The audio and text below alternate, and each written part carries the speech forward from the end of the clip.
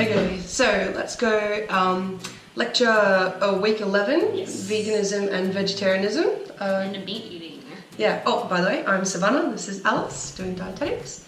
And yeah, personally, I love talking about veganism and vegetarianism. Oh, I know. It's a topic, I mean, you're a vegetarian. Yep, sure am. And so, yeah, topic we like to discuss. Yeah, it comes up a lot. Yeah. In like class as well. Yeah. From a dietetics point of view. Yeah. As a nutrition. Yeah. So we thought we'd talk about the vegetarian versus vegan question, and starting with vegan.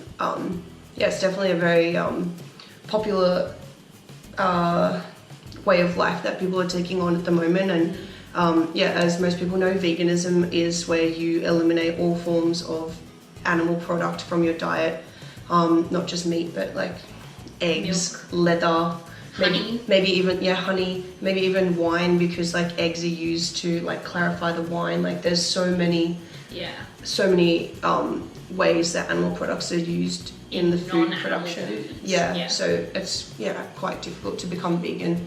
And from a dietetics point of view, it's a very tricky diet to maintain, especially when you can't get enough nutrients such as protein. It's very difficult when you're not eating meat, but also zinc, iron, omega-3s, calcium and vitamin B12. Yeah, B12 is like the biggest one, Yeah. I think. Yeah. Most, if not all, like if you are vegan, even vegetarians, like I get my iron and my B12 checked all the time. Yeah.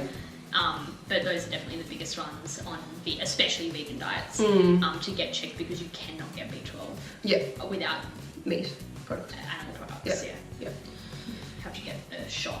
Yeah. B12 shot. And I think something I found interesting in the textbook reading was the bit he said that I think the Deirdre is a girl, so she said that the decision to become vegetarian or vegan is really tied up with the idea of who I am in the world. And I think that's a really interesting point, especially given like the rise of popularity of the vegan diet, like especially in like say somewhere like Newcastle, where I honestly think, in my opinion, that it's very much an identity thing, and they can really closely identify with it, almost like part of the whole clean eating movement and all that. So it's I think quite intrinsically tied up with a lot of like raw eating, clean eating. Almost a movement to a plant-based diet.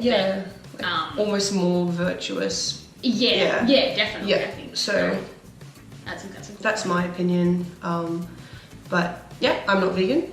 I'm a meat eater, but you are vegetarian? Yes. And yeah, actually I read that in the last 5 years there's been a 30% increase in vegetarians in New South Wales. That's huge. Yeah. I think like it's not surprising. It's definitely easier than I think a lot of people think that it is to just not eat meat. Oh, and you can see that in the rise of how many like plant-based like cafes and restaurants have opened up like really recently. Yeah.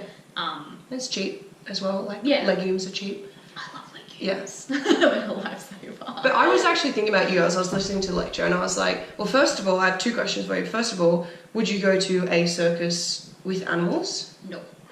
I wouldn't. So it's kind of like, it is an ethical... Yeah. So it's just like a personal preference or anything. Yeah, so I've been vegetarian for over 2.5 years, probably getting closer towards 3 now. Yeah. And for me, it was a combination of things. It wasn't like an ethical thing. I do really like animals, and I really like cows. I really like pigs. I really like chickens.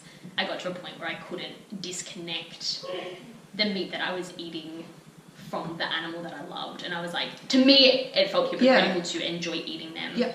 And that was really interesting in the lecture when she was like, it's a very, I think like the civilizing process of it, where it's like, oh, you're not eating an animal, a cute cow, you're eating meat. And the meat was prepared way out somewhere you don't have to see. Like that was, Yeah, I definitely think that was like a big part of it for me. And then I also like environmental things, in terms of like animal production and the amount of crop that we grow to like, especially in like a lot of this is like American stuff, the amount of crops that get grown pure, like that humans can't eat. It's purely made to feed animals, and it's feeding animals food that they're not meant to eat, kind of thing. I have an issue with that. Yep. And then it was also kind of like a health thing, because I loved eating like processed meats like so much. Well, so bad because they're delicious. Because they're delicious. Yeah. And so for me, just eventually it's been like just stopping eating all of it. Yeah, it was for a lot of reasons, and I don't regret it at all. And I can't remember what meat tastes like. Yeah. Well, I think because the second thing I was going to ask was like about the whole Peter Singer philosophy about like the power dynamic.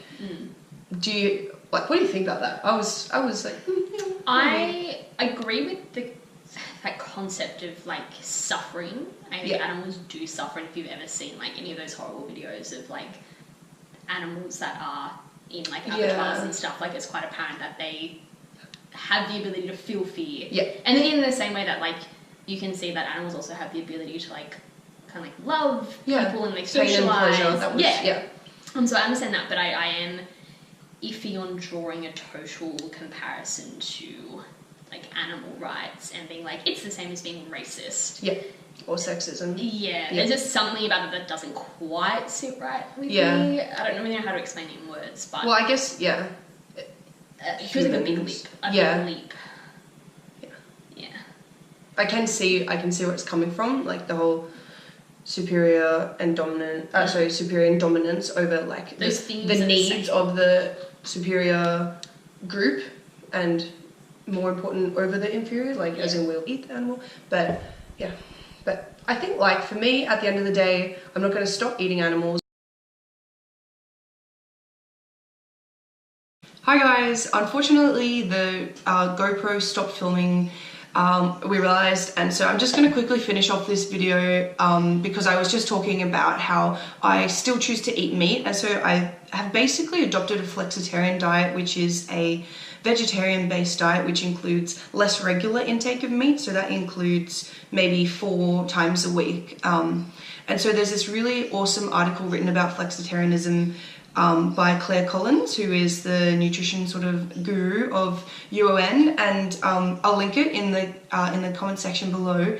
And yeah, it basically just covers all the amazing health benefits that have been found through this systematic review: better weight management, lower blood pressure, better metabolic health, lower risk for type 2 diabetes, also cheaper on your wallet. And there's plenty of great alternatives to meat out there, such as legumes, beans, and you can get really creative with that. So I just wanted to touch upon, there's a not-for-profit campaign called Meat Free Monday, which was started by Paul McCartney, and it's just really promoting the whole flexitarian diet, which is, it's great for so many reasons, and it's Meat Free Monday promotes it for the health benefits, but also, there's so many broader reasons, animal welfare, environment, costs, and also, world hunger. So if you're interested, jump onto Meat Free Mondays. I can link that in below. It's an awesome website. It raises awareness, and also it's got lots of really good meat-free recipes. Yeah, so thanks again for watching. Hopefully we're getting a little bit better at YouTubing. So anyway, like, comment, and subscribe. We'd love to hear what you have to say about today's YouTube video. Bye.